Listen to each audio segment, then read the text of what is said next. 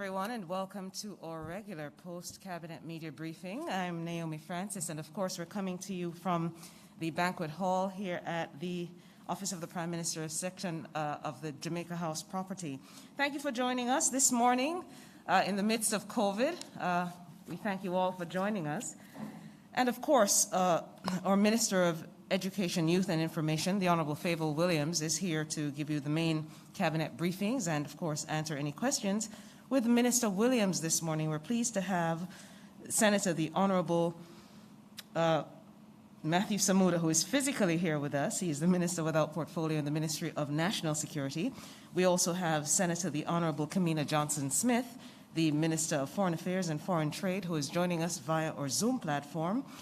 And, of course, supporting Minister Williams is the Honourable Robert Nesta Morgan, the Minister of State in the Ministry of Education, Youth and Information. There's also a team of support staff and experts here in their field. We have Dr. Grace McLean, the Permanent Secretary Acting in the Ministry of Education, Youth and Information, Dr. Cassandra Troop, the Chief Education Officer Acting in the Ministry of Education, Youth and Information, and joining us via Zoom this morning as well, Dr. Melody Ennis, the Director of Family Health Services at the Ministry of Health and Wellness. Thank you so much for joining us this morning.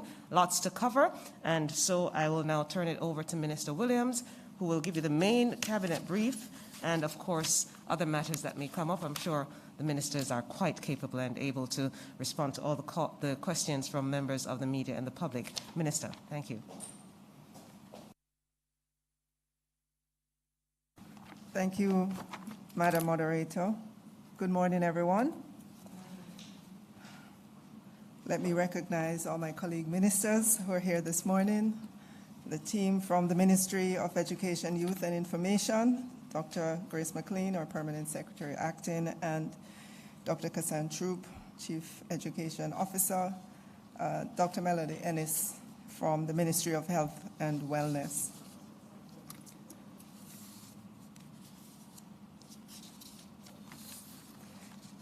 So we're pleased to once again update the nation on the decisions of Cabinet. We begin with the transportation support for the movement of sugarcane for the crop year 2020-2021. Cabinet gave approval for the utilization of existing funds within the Sugar Industry Authority and the Sugar Company of Jamaica Holdings Limited to provide transportation and logistics support for the movement of 35,000 tons of sugarcane for the 2020-2021 crop year. This will amount to $119 million. The funds for the transportation support and logistics support will be reallocated from the approximately $177 million previously allocated to the Sugar Industry Authority and Sugar Company of Jamaica Holdings Limited.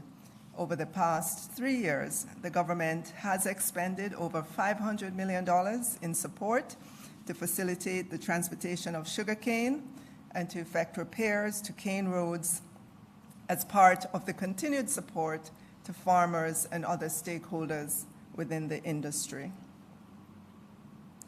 We'll move on to Cabinet's decision to establish diplomatic relations with the Republic of Liberia and the Congolese Republic. Cabinet gave approval for the establishment of diplomatic relations with the Republic of Liberia and the Congolese Republic. Jamaica has consistently sought to deepen relations with countries in Africa, given the shared historical connections. It is important for Jamaica to diversify its bilateral partnerships as a means of broadening the scope of engagement and the pursuit of opportunities for increased trade, investment, and political collaboration, as well as technical and economic cooperation. The African states represent a ready pool of countries with which Jamaica can explore such cooperation.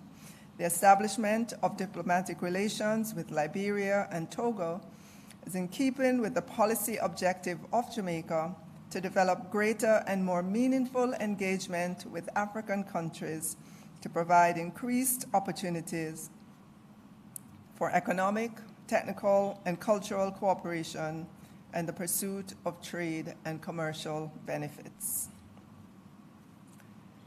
Cabinet also gave approval for the establishment of diplomatic relations with the Pacific Island states of the Republic of Kiribati, the Republic of the Marshall Islands, the Republic of Palau, the independent state of Samoa, the Kingdom of Tonga and Tuvalu. The establishment of diplomatic relations with these countries will cement Jamaica's strategic plans to establish a greater presence in and intensify relationships with small island developing states of the Pacific. It will also provide opportunities for the diversification of Jamaica's bilateral economic, technical, and cultural cooperation portfolio, given the shared similarities and challenges in population, climate, and socio-political structures. There is a scope of cooperation in multiple areas, including environment, health, hazard mitigation, disaster resilience, education, agriculture, and fisheries. The formalization of relations with these countries will serve to deepen the bonds of friendship and cooperation in the political and technical fields. Acquisition of 26 Rose Street, Savannah, Lamar, in the Parish of Westmoreland. Cabinet gave approval for the acquisition of 26 Rose Street, Savannah, Lamar, in the Parish of Westmoreland for the continued use of the family court. The property was acquired at a cost of $38,500,000. The Westmoreland Family Court and the Victim Support Unit are currently located on the leased premises at 26 Rose Street, Savannah, Lamar. In 2019, the property owners indicated their willingness to sell the property and invited the Ministry of Justice to commission a valuation from the National Land Agency to facilitate negotiations for the final sale price of the premises.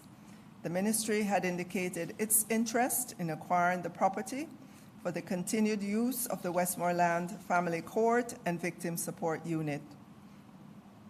The relocation of the Westmoreland Family Court from its current location was not recommended at this time, given the cost to establish another court and the inevitable inconvenience to the court staffers and residents of the parish.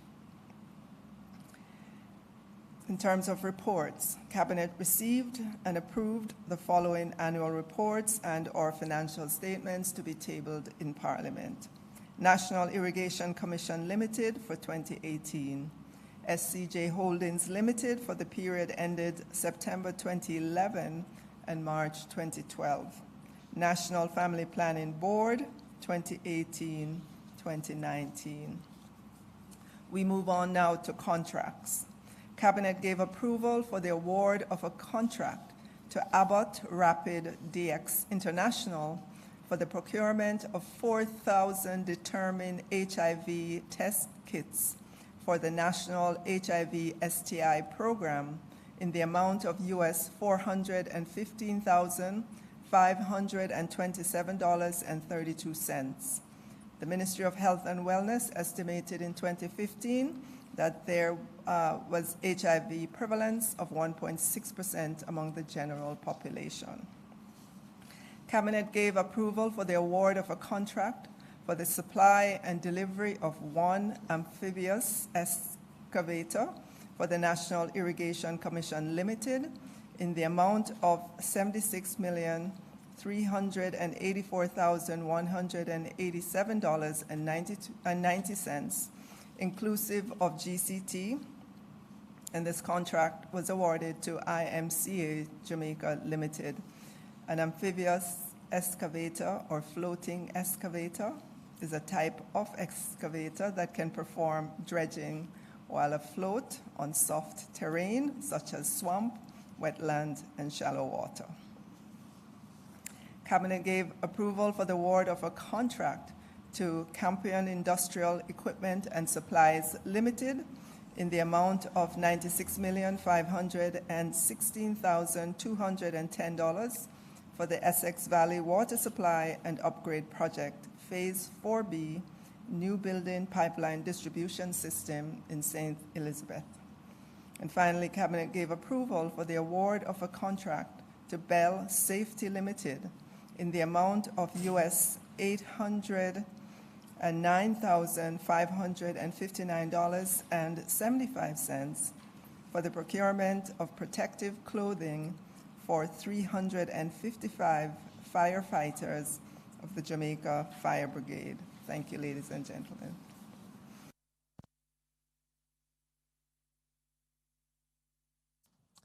Thank you, Minister Williams, for the update from Cabinet. I do know that we have invited Minister Samuda here this morning to speak a little bit to the program that was announced by Prime Minister, the Most Honorable Andrew Holness, on Sunday. The e-commerce national delivery solution ends, and so may I invite Minister Samuda to just give a quick update on that, and then we can take questions from members of the media.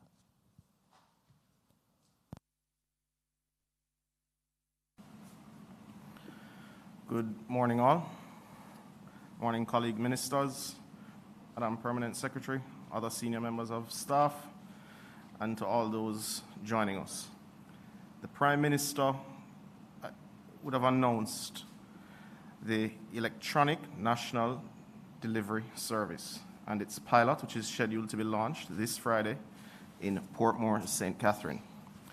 The idea is that in an equitable, inclusive manner, we will connect demand and supply outside of curfew hours, or rather inside of curfew hours, because as we have said from the very beginning of this pandemic, our target has been to protect lives and livelihoods.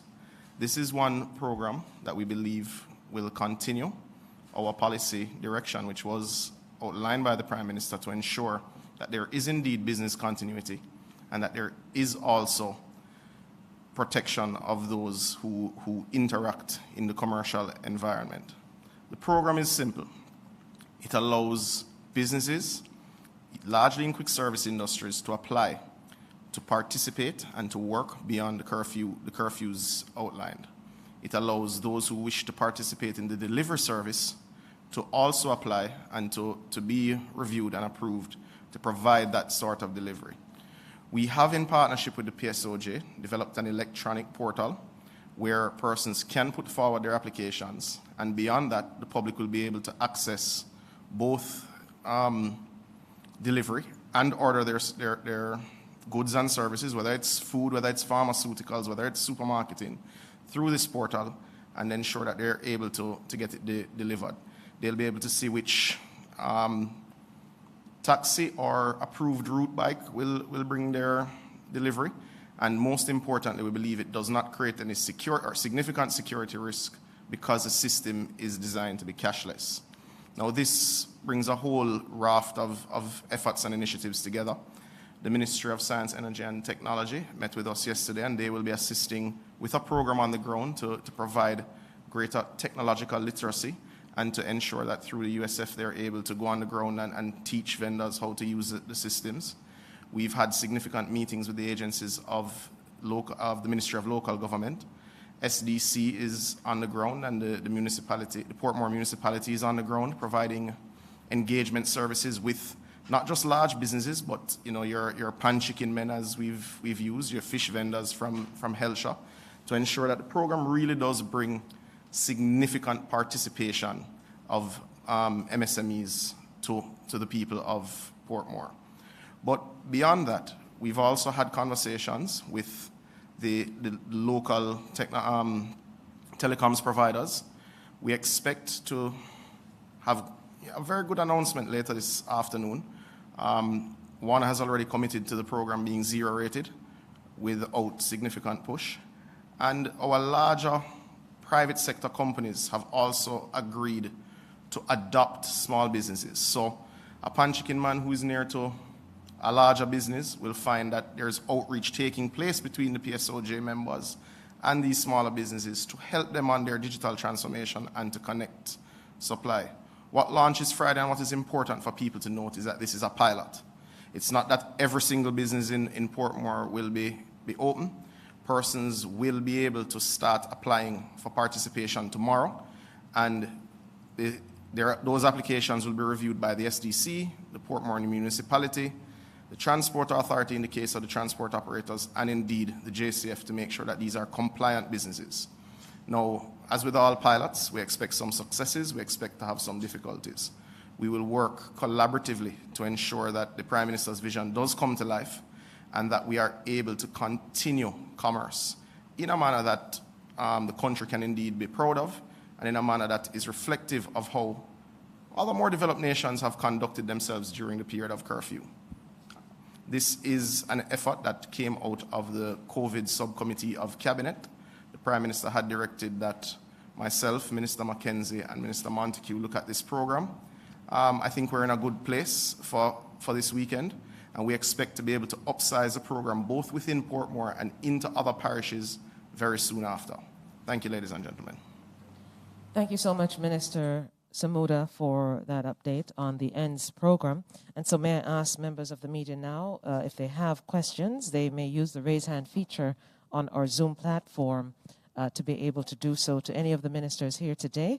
Of course, Minister Favour Williams, the Honourable Favour Williams, presented on the main cabinet outcomes. We also have with us on the Zoom platform Minister Kamina Johnson-Smith, as well as, along with Minister Samuda, the Honourable Robert Nesta Morgan, the Minister of State in the Ministry of Education, Youth and Information. And so I'm now looking on our Zoom platform, and I recognize Mr. Javon Keys from Television Jamaica. Javon?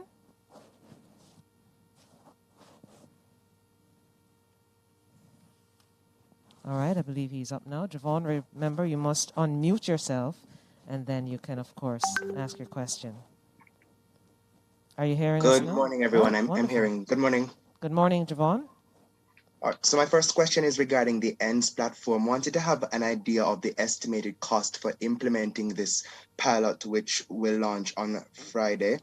And my next set of questions... Javon, if we could take them one at a time, please. Okay, sure. So that you would be able to share with your colleagues on the platform questions they may have as well. All right? So Minister Samuda, if you would.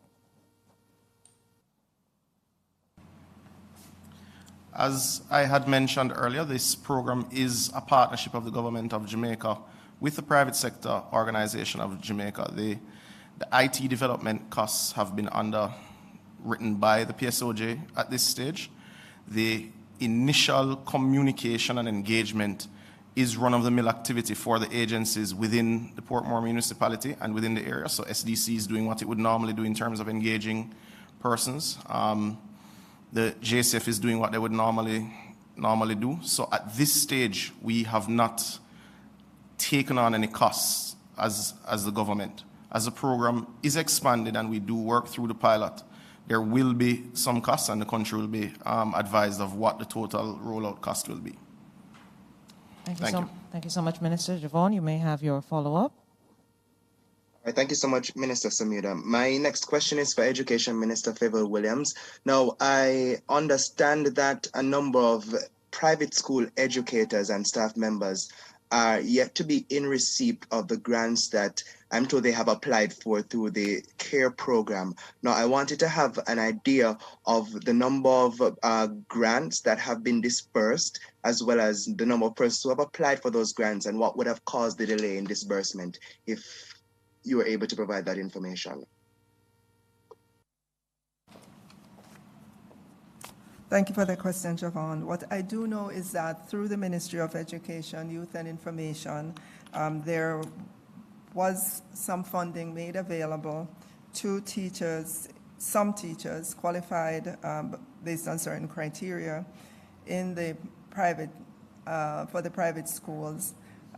P.S., you have the number? You want to come say what those numbers are? And I do know that we have made good on that promise. And I'll ask the PS just to give the actual numbers. Okay, so a total of 6,350 employees teachers as well as administrative staff from both the private schools as well as early childhood institutions submitted information. From this number, 2,144 persons were deemed eligible and have been paid. We are currently in discussion with the Ministry of Finance and the Public Service regarding the additional persons who had submitted information to see whether or not it is possible for more persons to be qualified. So as soon as we have been provided with that information, we will make it available. Just to say to you too, Javon, we have been in touch with the president of the Independent Schools Association. We had a meeting on Monday where we provided this information. There are some other queries that they have, but that information will be provided as soon as it becomes available. Thank you so much, PS. Really appreciate that. I now recognize Mrs. Nadine Wilson-Harris from the Gleaner. Nadine?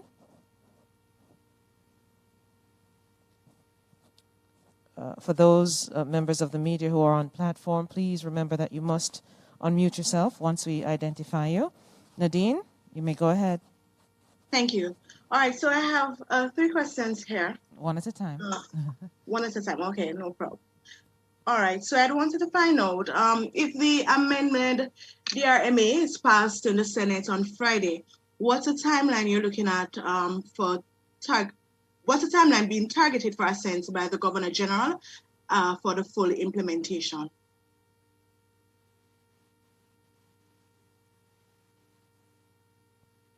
Thank you for that, Nadine. We'll ask Minister Kamina Johnson-Smith, who is on the Zoom platform, to respond to that. Of course, she is leader of government business in the Senate as well. Minister? Good morning, Naomi. Morning, colleague ministers, and good morning to the media. It is intended, as is recognized, to work as swiftly as possible on this matter. We all recognize that the intention behind the passage of the amendment to the DRMA is to ensure that there is an effective or a more effective enforcement mechanism in place.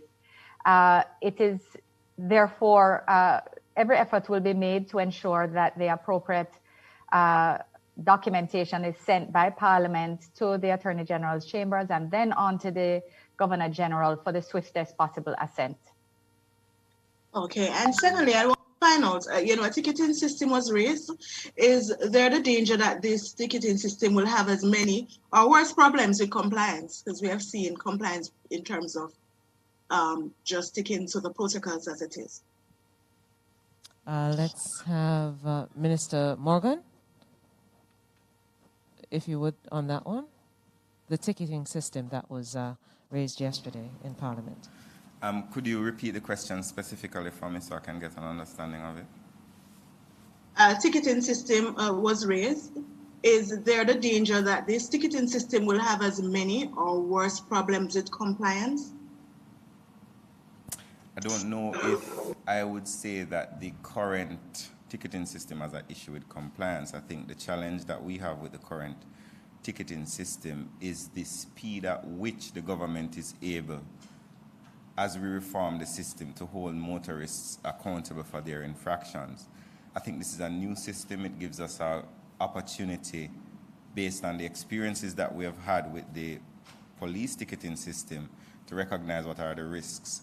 But we need to recognize that this is a crisis, and the government is trying to put in place measures to cauterize the crisis, to save lives.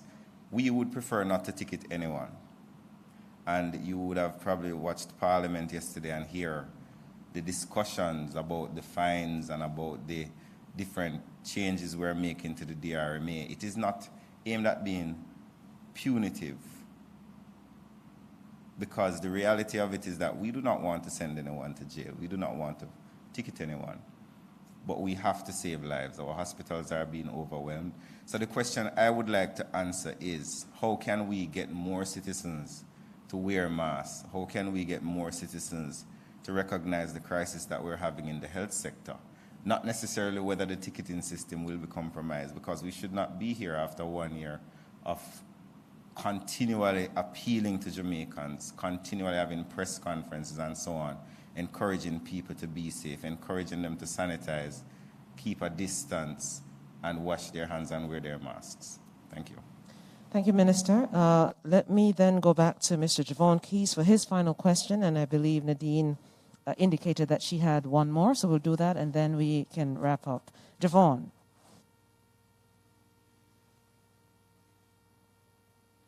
Mr. Keys? No, you'd have to unmute yourself, Javon. I think you're now muted.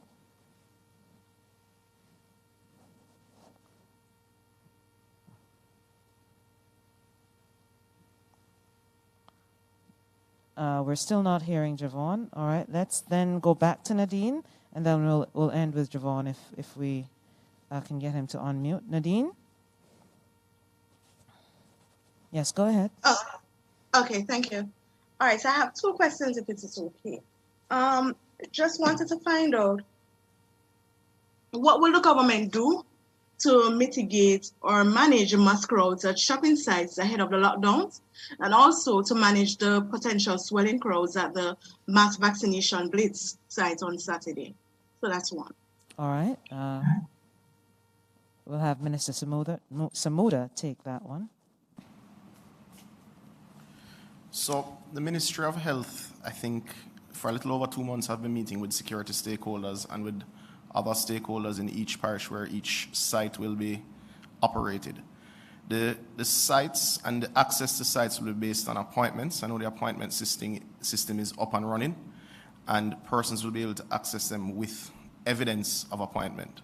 So we don't expect, especially during curfew hours, mass descent on any of these sites, but we do have in place the necessary systems for crowd control and for management in a way that is compliant with best practice to ensure there is no COVID spread. Thank you. All right, thank you so much, Minister. Let's then now, I think Javon has sorted himself out, so let's go to Mr. Keys for his final question, and then we can wrap up. All right, thank you so much. It was saying that the host had to unmute me, but no worries. My final question is for Minister Samuda. Last post-cabinet press briefing, I had asked, how is the Amber audit progressing? I wanted to find out whether or not we are close to hearing those findings and how far along is the audit currently.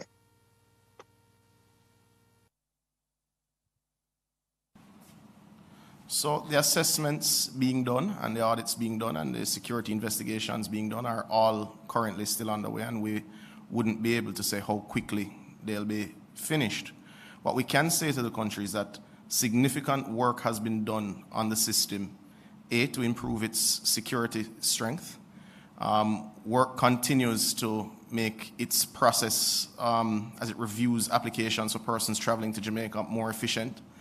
And the system is currently functional with no major issues that we're aware of. There are also many streams of work as we continue to try and stay ahead of the curve with not just security risks, but ensuring that we put in place the best systems as you deal with not just the COVID pandemic, but future health risks. And I believe that the team at PECON, the team at the Ministry of Health, are working around the clock to continue to upgrade this system and to bring about changes that we will be in a position to announce soon to the total travel process, which I think will keep us in line with more developed partners and ensure that we're at the cutting edge of use of technology in the travel process. Thank you. Thank you, Minister Samuda. Our final question then, as was indicated earlier, Mrs. Wilson-Harris, our final question. Go ahead, Nadine. Thank you.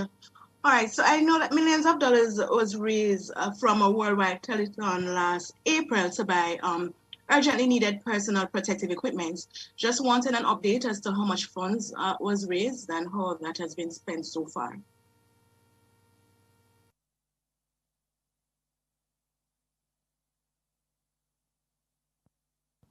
Thank you for that, Nadine. Minister Morgan will respond, and thank you so much to those who participated in terms of asking questions this morning. Good morning again. It would be challenging for me to give you an answer to that question without consulting with Minister Grange.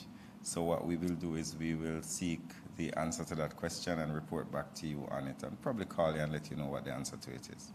All right. Thank you so much, Minister Morgan, for responding. Thank you, too, to, of course, the Minister of Education, Youth and Information, the Honorable Favour Williams, Senator the Honorable Kamina Johnson-Smith, the Minister of Foreign Affairs and Foreign Trade, who, incidentally, ladies and gentlemen of the media, participated along with Prime Minister the Most Honorable Andrew Holness on a call yesterday with the UN Secretary General, His Excellency Antonio Guterres, and the Prime Minister of Canada, Mr. Justin Trudeau, on climate change financing.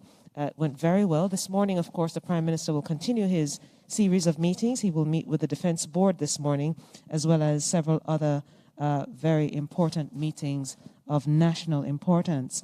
Let me as well thank Senator the Honorable Matthew Samuda, and of course the officials from the Ministries of Health and Wellness and the Ministry of Education, Youth and Information. Thank you so much, everyone on platform, and for those who are joining us from home and abroad for being with us here for our post-cabinet media briefing. Next week being our week not to be here, Holy Week. We wish you all a very pleasant Easter holiday season, and please stay safe.